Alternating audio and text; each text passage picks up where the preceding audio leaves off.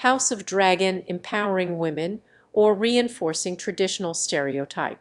Welcome to Artificial Radio, where we dive into the world of media and culture to explore the complexities of human ideas. Today, we are discussing Poe's House of the Dragon and how it represents women in the context of a medieval fantasy world. The show's depiction of female characters, particularly Alicent and Rhaenyra, sparks a debate about whether House of the Dragon truly empowers women or reinforces traditional stereotypes. On one hand, we see two strong women holding significant power in Westeros. They're members of the royal family, with influence over politics and the fate of the realm.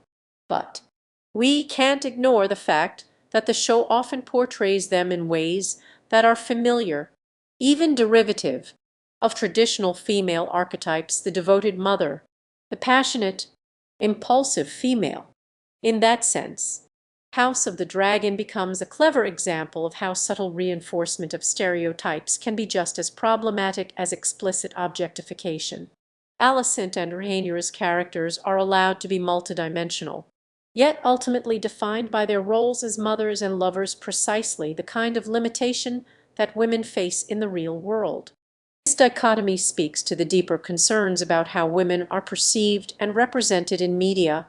We crave diverse, nuanced portrayals, but we often end up with watered-down caricatures of strong women, reinforcing a fantasy of female empowerment that doesn't necessarily translate to real-world progress. At the same time, House of the Dragon brings attention to the complexity of female friendship, to the weight of tradition and societal expectations on women, particularly in rigidly patriarchal societies. By exploring these themes, the show might be doing something more profound than reinforcing stereotypes, though this notion should be approached with a critical, nuanced lens. Ultimately, our reading of House of the Dragon depends on our individual perspectives, on how we value the depiction of women in media, and what we perceive as progress.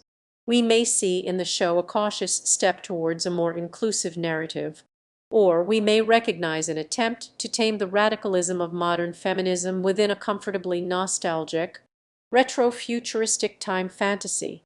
The answer lies somewhere in between, in acknowledging that both powers and pitfalls coexist in House of the Dragon's intricate web of characters, relationships, and social hierarchies.